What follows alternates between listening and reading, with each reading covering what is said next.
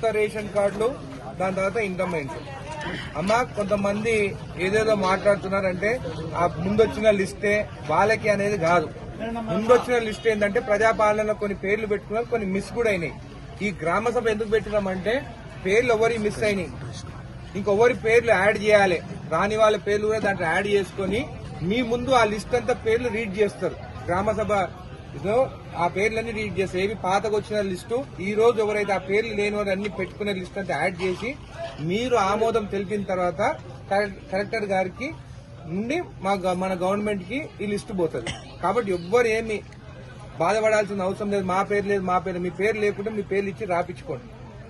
గ్రామంలో మీకు ration card ఎవరెవరికి లేదో మీరు రాపించుకోండి. కొంతమందికి తండ్రి పేరు మీద ఉంటే ఉమ్మడి కుటుంబం ఉందని కూడా కొంతమందికి రాలేదు. అట్లాది కూడా పెళ్లిళ్ళు అయితే కూడా వాళ్ళే రాసి వాళ్ళకు కూడా రేషన్ కార్డు రావాలని చెప్పేసి మీరు రాసి మీరు డీటెయిల్స్ ఇవ్వండి.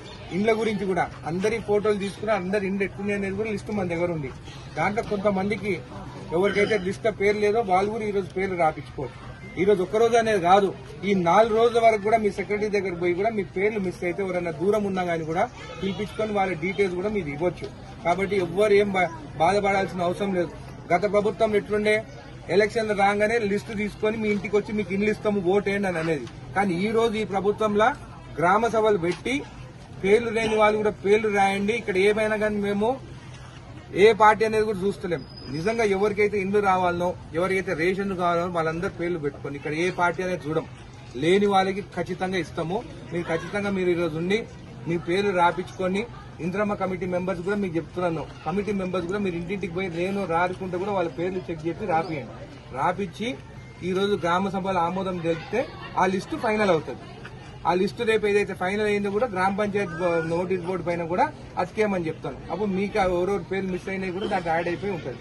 కాబట్టి మీరు ఈ రోజు మొత్తము ఎవరెవరు పేరు రాని ఆ పేర్లంతా మీరు రాపించుకొని ఇంద్రమ్మ కమిటీ వాళ్ళు కూడా మీకు అందరు కూడా ఎవరు మిస్ కాకుండా చూసుకోని చెప్పి తెలియజేస్తూ, ఇంకా ఇంద్రమ్మ ఇండ్లు మొత్తం ఫస్ట్ ఇండ్లు ఎవరైతే కూలిపోయినాయో వాళ్ళకి ఇవ్వాలి మనం.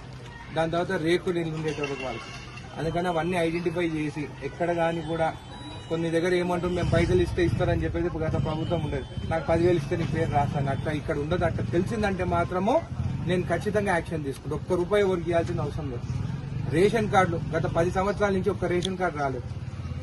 మళ్ళీ సన్న బియ్యం ఇవ్వబోతున్నాం. ఇది మంచి అవకాశము. మీరు అందరు పేర్లన్నీ రాపించుకోండి. రేషన్ కార్డు లేని వాళ్ళకి అందరికీ నేను రేషన్ కార్డు ఇప్పిస్తాను, దగ్గరుండి ఇప్పిస్తాను.